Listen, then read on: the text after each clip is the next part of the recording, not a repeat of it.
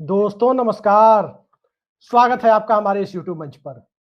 दोस्तों, बिहार में चुनावी रणभेरी अब बजने ही वाली है। अनौपचारिक तौर पर कहें तो बज चुकी है। बस चुनाव कराने वाली यानी लोकतंत्र का महापर्व कराने वाली संस्था या आयोग, जो भी आप कहें, उसके द्वारा भी अगले हफ्ते 10 दिनों में चुनावी रणभेरी बजा दी जाएगी।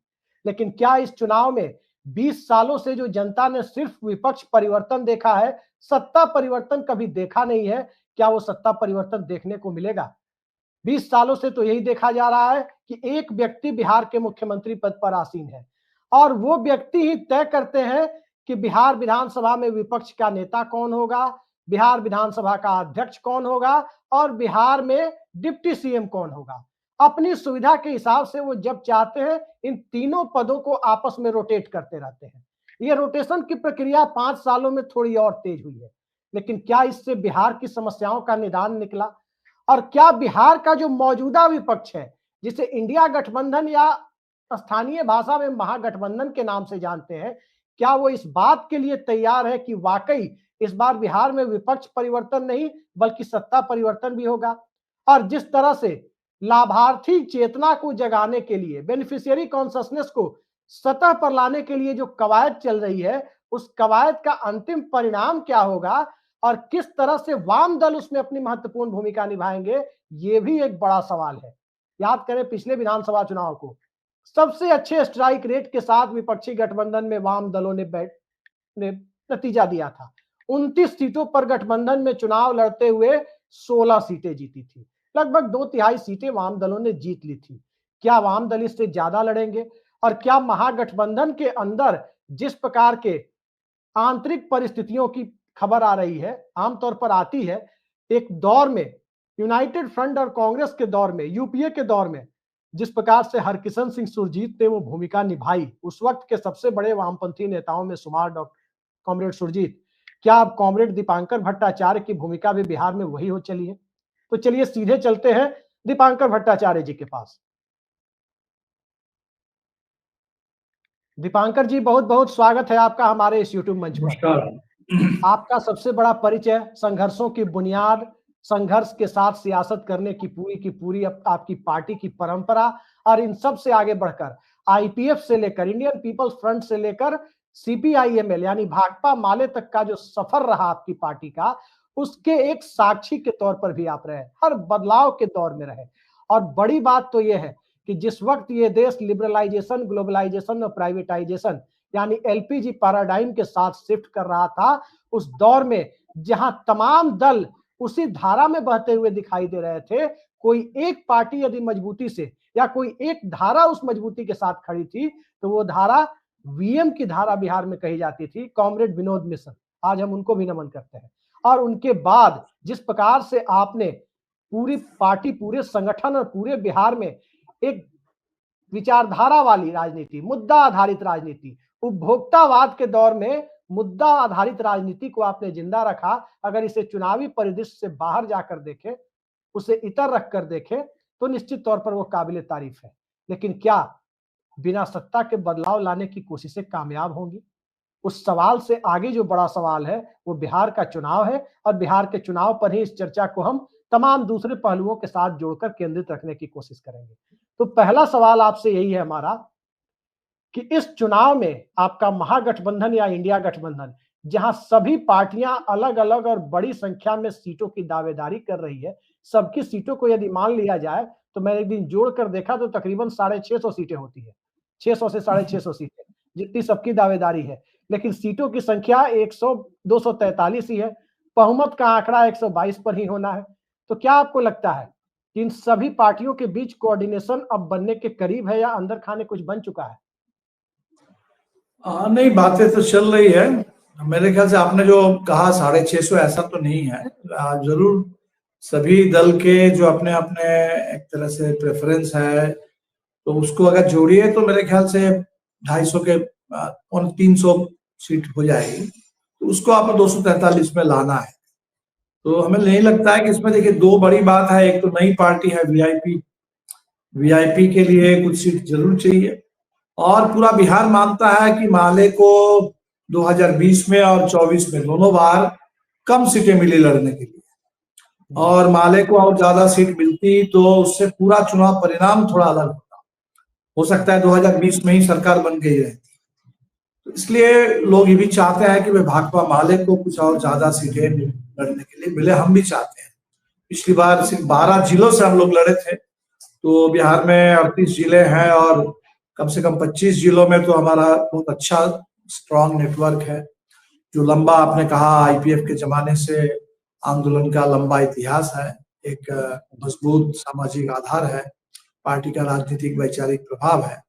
तो हम इसलिए चाहते हैं कि थोड़ा ज्यादा जिलों से हम इस बार उम्मीदवार दे सके, ताकि उससे पूरे इंडिया गठबंधन का जो प्रदर्शन है उसमें एक गुणात्मक एक इम्प्रूवमेंट हो, खासकर उत्तर बिहार के जिलों में। क्योंकि दक्षिण में हम लोग अच्छा किए, शाहबाद में अच्छा किए, उधर पूरे 22 में 20 सीट हम लोग पिछली बार जीते थे, मगध में भी काफी अच्छा रहा। लेकिन उत्तर में चाहे आप सारण कमिश्नरी की बात करें, वहां तो फिर भी थोड़ा बेहतर था, लेकिन चंपारण के इलाके में, मिथिला में, कोसी में, सीमांचल के भी इलाके में उतना अच्छा प्रदर्शन नहीं रहा, खासकर मिथिला में तो बहुत कमजोर रहा। तो हम चाहते हैं कि इस बार एक बेहतर प्रदर्शन हो पूरे बिहार में, और निर्णायक बहुमत चाहिए, क्योंकि हल्का फुल्का बहुमत से सरकार चल नहीं पाएगी। क्योंकि अभी जो चुनाव से पहले आप देख रहे हैं इतने तिक्रम, तो चुनाव के बाद कितने और तिक्रम आने वाले हैं। अभी अगर एसआईआर का हमला है तो चुनाव के बाद तो अभी एक एक वोटर को हटाने और अभी वोटरों पर नजर है, और चुनाव के बाद वो नजर विधायकों पर होगी, विधायकों को तोड़ने खरीदने। तो अभी तो वोटर को खरीदने और वोटर को हटाने मतदाता सूची से इसका चल रहा है। तो इसलिए जरूरी है कि निर्णायक बहुमत हो इंडिया गठबंधन। एक सवाल यहीं पर उठता है, ठीक है, निर्णायक बहुमत तो आप भी चाहते हैं, एनडीए वाले भी चाहते हैं, और जो भी चुनाव लड़ रहे हैं वो भी चाहते हैं, हर दल या गठबंधन चाहता है। लेकिन कुछ ऐसी पार्टियां हैं, छोटी पार्टियां, जो जाति आधारित पार्टियां हैं। जाति आधारित पार्टियां 5-7 सीटें लेती है और चुनाव के बाद उनके एमएलए किस प्रकार से खरीद लिए जाते हैं या वो चले जाते हैं, वो सभी सबने देखा है। दूसरी तरफ जाति आधारित पार्टियों पर सबसे बड़ा प्रहार नीतीश कुमार ने ऐसा माना जा रहा है कि ये 10,000 वाली महिलाओं वाली जो स्कीम है उसके सहारे किया है, क्योंकि उनके आधार का, नीतीश कुमार का सामाजिक समीकरण क्या है, राष्ट्रीय जनता दल कमजोर पड़ा तो ईबीसी का वोट बैंक क्रिएट किया गया। रामविलास पासवान की पार्टी और कुछ हद तक आपकी पार्टी और बहुजन समाज पार्टी का जो दलितों में जनाधार था, टेम्पररी तौर पर आपका और अस्थायी तौर पर, परमानेंट तौर पर बसपा और एलजेपी, रामविलास पासवान यानी अब चिराग पासवान की पार्टी, उसके आधार में महादलित कार्ड से क्षरण हुआ। अब उसके बाद आप देखिए भारतीय जनता पार्टी, जिसके साथ नीतीश कुमार गए, उसका सबसे बड़ा पॉलिटिकल एटीएम कहते थे बिहार में वैसे ग्रेटर समूह है, जो ओबीसी ईबीसी दोनों में डिवाइड है, उसका सबसे बड़ा असर दिखा कि उसको भी पॉलिटिकली हैंडीकैप करने की कोशिश नीतीश कुमार ने की, काफी हद तक कामयाब भी दिख रहे हैं। तो एक तरफ बिहार में जाति आधारित राजनीति, दूसरी तरफ बिहार में सांप्रदायिकता आधारित राजनीति करने की कोशिश एक खास विचारधारा और खास दल के लोगों के द्वारा की जा रही है। तो इन सब के बीच आपकी राजनीति के लिए जो आप करना चाहते हैं, जो आप बदलाव लाना चाहते हैं, गठबंधन के दायरे में रहकर लाना चाहते हैं, उसके लिए कितना पॉलिटिकल स्पेस बच रहा है? बिल्कुल स्पेस बच रहा है, क्योंकि देखिए जाति आधारित राजनीति की जब आप लोग बात करते हैं, जाति तो कोई ऐसी चीज नहीं है कि जो हमेशा हमेशा एक ही ढंग से लोग सोचते हैं और एक ही तरह से ऑपरेट करने वाली चीज। जाति भी तो बहुत डायनामिक चीज है।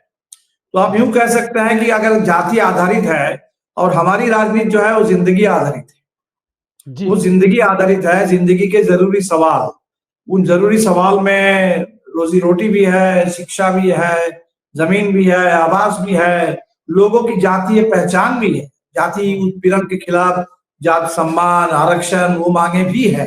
तो जिंदगी के जितने जरूरी सवाल है, उन जरूरी सवालों को लेकर ही हम चाहते हैं कि जनता आधारित और जिंदगी आधारित ये राजनीति है।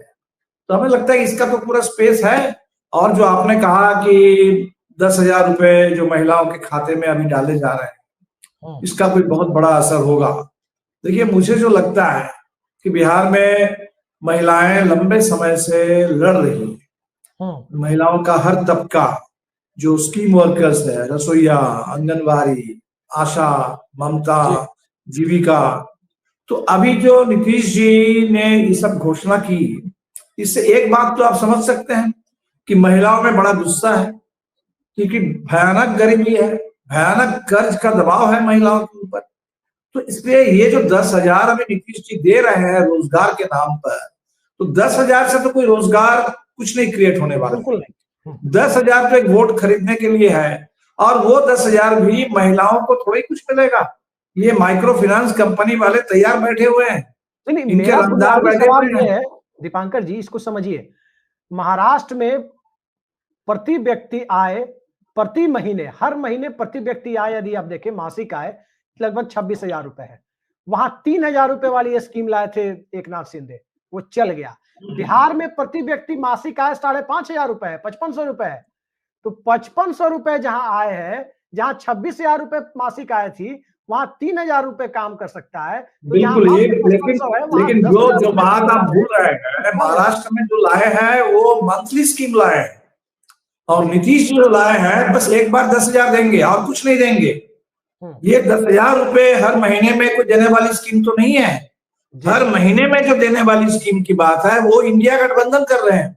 हम लोगों ने कहा कि झारखंड में जैसे हमने 2,500 का दिया है, तो बिहार में भी महीने में 2,500 रुपया देने वाली स्कीम इंडिया गठबंधन के पास है, जिसका मतलब है सालाना 30,000 और 5 साल में 1.5 लाख।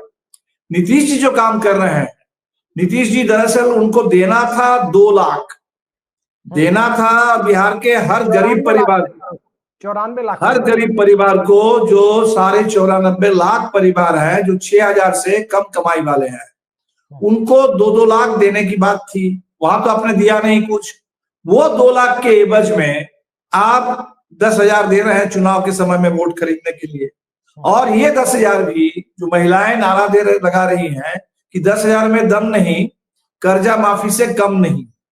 बिहार में इस समय सबसे बड़ा मुद्दा महिलाओं के लिए है कर्ज का दबाव, माइक्रो फाइनेंस कंपनी, और आत्महत्याओं का सिलसिला शुरू हो गया है। गांव गांव से महिलाओं का, पूरे परिवारों का पलायन है। ये नए किस्म का पलायन है। पहले जो पलायन होता था वो बेहतर रोजगार, बेहतर मजदूरी की तलाश में लोग बिहार छोड़ करके दूसरे राज्यों में जाते थे। अब एक नए किस्म का पलायन है जहां लोग दरअसल फरार है।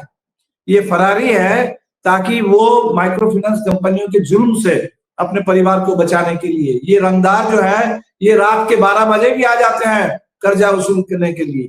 तो ये जो पूरा दबाव है, महिलाओं की मांग है कि भाई आपको कर्जा अगर लेना है तो पंचायत के जरिए आइए, घर में मत आइए, रात में मत आइए। तो ये आतंक है। तो हम लोगों ने जो मुद्दा बनाया है कि महिलाओं का जो छोटा कर्ज है, वो छोटा कर्ज उसको माफ किया जाए, ये माइक्रो फाइनेंस कंपनियों के ऊपर लगाम कसने की जरूरत है। तो ये जो कर्जा वाला एजेंडा है, नीतीश जी उस पर कुछ नहीं बोल रहे हैं। उसके एवज में बस 10,000 जो गरीबों को लिए देना था 2 लाख, वो भी नहीं दिया। जो आज सबसे बड़ा सवाल है कर्ज, उस पर भी कुछ नहीं बोलना है। अब 10,000 रुपए देकर के हल्ला करना है। हमें लगता है कि बिहार के महिलाओं को ये बात भी समझ में आ रही है, ये जो कुछ भी हमें अभी मिल रहा है, ये हमारे जो हक है उस हक का बहुत छोटा एक हिस्सा जी। तो हक का जो छोटा हिस्सा है, निश्चित तौर पर ये इसके हम हकदार हैं, उसको हम लेंगे, लेकिन हमें तो स्थायी हक चाहिए जी, टिकाऊ चाहिए। तो 10,000 एक बार लेना उसके लिए नहीं, बल्कि 2,500 रुपए जो प्रति माह देने की बात है, गरीबों के लिए 2 लाख जो देने की बात है, जो छोटा कर्ज उसको माफ करने की बात है, ये एजेंडा इंडिया गठबंधन के पास है। और बस जरूरत इस बात की है कि ये इंडिया गठबंधन का एजेंडा जन जन तक पहुंचे और इसको लेकर के नीचे सघन गोलबंदी हो। हम लोग इस कोशिश में हैं, क्योंकि अदरवाइज जो पूरा मीडिया है, और उसमें भी आप कह रहे थे कि नीतीश जी पहले थे जो तय करते थे। अब नीतीश जी नहीं है, मोदी जी हैं। जब तक सुशील मोदी थे तब तक नीतीश जी थे, लेकिन जब से नरेंद्र मोदी आए हैं तब तक अब नीतीश जी अब नहीं है। और ये 10,000 का भी जो प्रचार है आप देखेंगे, वो नीतीश जी की योजना थी, लेकिन मोदी जी आ गए और छा गए और कह रहे हैं कि मोदी जी दे रहे हैं लोगों को पैसे। इसलिए हमें लगता है कि इस बार बिल्कुल, तो ये बिहार जो इस बात को समझ रहा है कि नीतीश जी तो अभी हैं और अभी भी नीतीश जी बहुत चला नहीं पा रहे हैं सरकार। तो सरकार तो अभी भी मोदी जी की सरकार है, और आगे अगर वैसा रहेगा तब तो वो पूरी तरह से मोदी जी की सरकार हो जाएगी, और वो एक बुलडोजर राज बनेगा, वो अदानी का राज आएगा, जो इसकी शुरुआत अभी 335 से हम देख रहे हैं, और पूरे बिहार में एक तरीके से बहुत ज्यादा दंगा फसाद हिंसा दमन वैसा राज बिहार में आएगा, बुलडोजर का राज आएगा। और इसीलिए बिहार तो मेरे ख्याल से इसके लिए तैयार नहीं है। दीपांकर जी, एक बुनियादी सवाल है। अक्सर मैं देखता हूं किसी भी राज्य के चुनाव में कि जो सत्ता होती है राज्य की, सत्ता के मुखिया को निशाने पर लिया जाता है। बिहार में एक अजीब चीज देखने को मिल रही है। राहुल गांधी आए, 17 दिन बिहार में रहे, नीतीश कुमार के ऊपर कुछ नहीं बोले, जबकि सत्ता की लड़ाई नीतीश कुमार से लड़नी है। तेजस्वी जी को देख रहे हैं कि वो भी नहीं बोल रहे हैं। आप लोग भी कहीं ना कहीं ऐसा दिखता है कि नीतीश जी के प्रति सॉफ्ट कॉर्नर रखते हुए चुनाव को लड़ रहे हैं।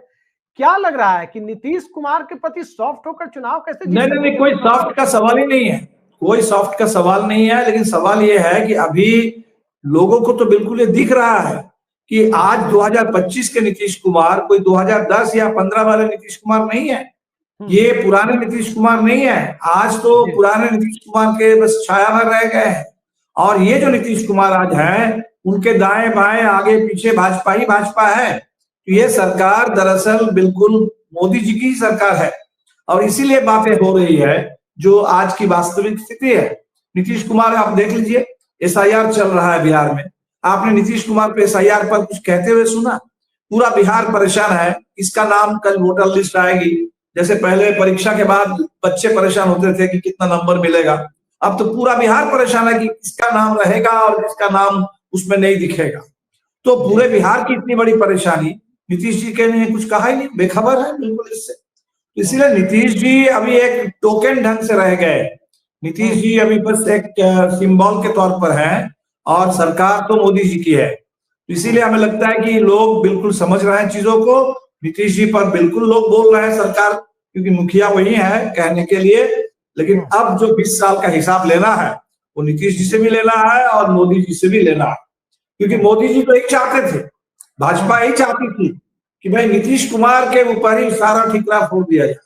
पिछले चुनाव में आपने देखा होगा, उन्होंने लोजपा को आगे कर दिया था और वो नीतीश कुमार को टारगेट करके कर रहे थे ताकि नीतीश कुमार को कमजोर कर दिया जाए, भाजपा को फायदा हो जाए। तो भाजपा ये चाहती जरूर है कि भाई सभी बात नीतीश कुमार को लेकर के है और मोदी जी को लेकर के लोग चुप रहे। हमें लगता है कि बिहार के लोग जागरूक हैं, वो पूरी बात समझ रहे हैं और जहां जो नीतीश कुमार का हिस्सा है उस पर भी और जो मोदी जी का दबाव है उस पर भी लोग बात कर रहे हैं। जी, अच्छा, नीतीश कुमार की बात तो आप कर रहे हैं, लेकिन आपका गठबंधन जब पिछली बार चुनाव लड़ रहा था 2020 में, तो एक नारा दिया गया था, तेज रफ्तार तेजस्वी सरकार। इस बार आप चेहरे की घोषणा नहीं कर रहे हैं, क्या कारण है? किसके नेतृत्व में चुनाव लड़ेंगे? कौन मुख्यमंत्री? ये मेरे ख्याल से कोई सवाल देखिए बहुत है नहीं, लोगों को जानकारी है। अभी एक औपचारिक घोषणा अभी भी बाकी है। हो सकता है बाकी संगठन के लोगों को भी लग रहा है कि एक साथ तमाम घोषणा हो, सीटों की घोषणा भी हो और पूरे मैनिफेस्टो भी हो और मुख्यमंत्री के चेहरे के तौर पर तेजस्वी के बारे में भी घोषणा हो। अभी घोषणा तो उस तरह से औपचारिक नहीं हुई, लेकिन बिल्कुल इशारा साफ है, लोग इसको समझते हैं। और सरकार तो राष्ट्रीय जनता दल सबसे बड़ा घटक दल है महागठबंधन में, तो सबसे बड़े दल के नेता जब जहां प्रीपोल अलायंस होता है, पोस्ट पोल अलायंस हो तब अलग बात हो सकती है।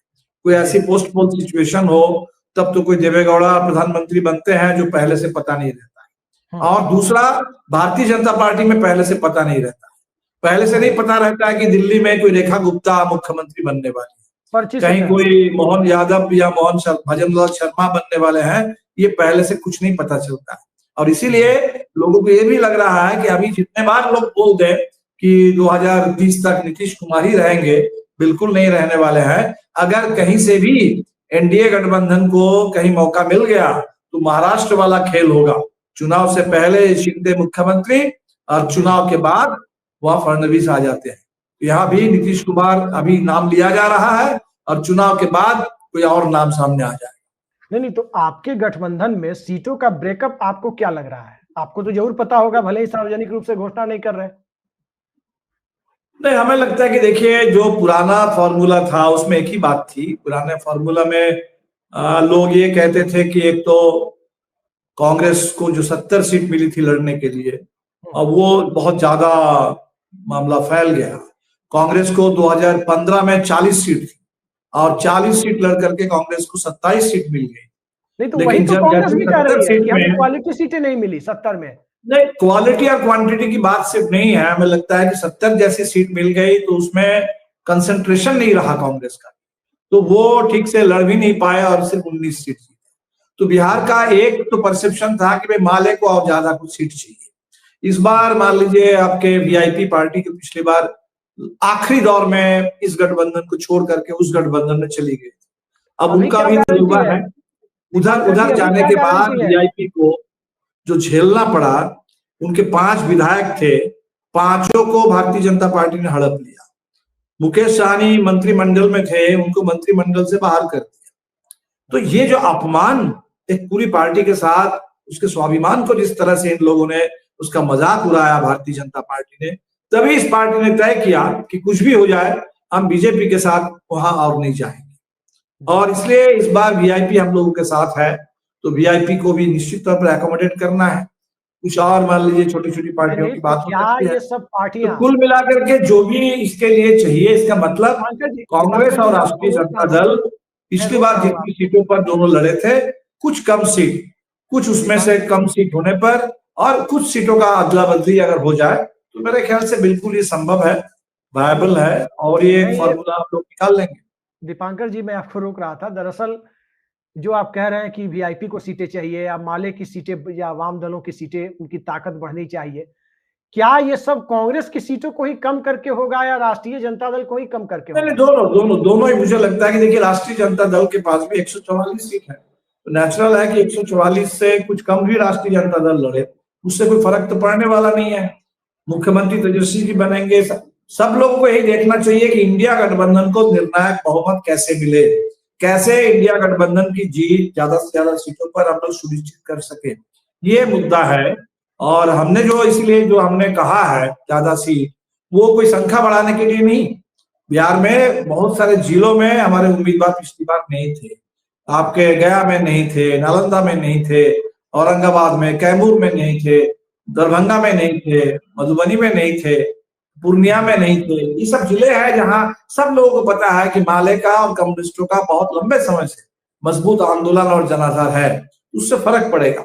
इतने ही कुछ सीटें हम तो मांग रहे हैं कि कुछ सीटें अगर इधर कम्युनिस्टों के खाते में ज्यादा बढ़े तो उससे पूरे इंडिया गठबंधन का प्रदर्शन बेहतर हो जाएगा। आप इंडिया गठबंधन के प्रदर्शन बेहतर करने की बात कर रहे हैं, लेकिन एक फैक्टर आ रहा है, एमआईएम फैक्टर। कई लोग आपके गठबंधन के कहते हैं कि ये बीजेपी की बी टीम है, सीमांचल में पहले ओवैसी जाते हैं, पीछे पीछे अमित शाह भी चले जाते हैं। तो क्या लग रहा है आपको कि वाकई कोई बीसी टीम है, या जो पिछली बार नुकसान एमआईएम की वजह से हुआ था, सरकार आपकी नहीं बन पाई थी तो एमआईएम एक बड़ा फैक्टर था, अब इस बार और एआईएमआईएम को लेकर के आप लोगों के पास क्या स्ट्रेटजी? एमआईएम मेरे ख्याल से पिछली बार भी बहुत बड़ा कोई फैक्टर नहीं था।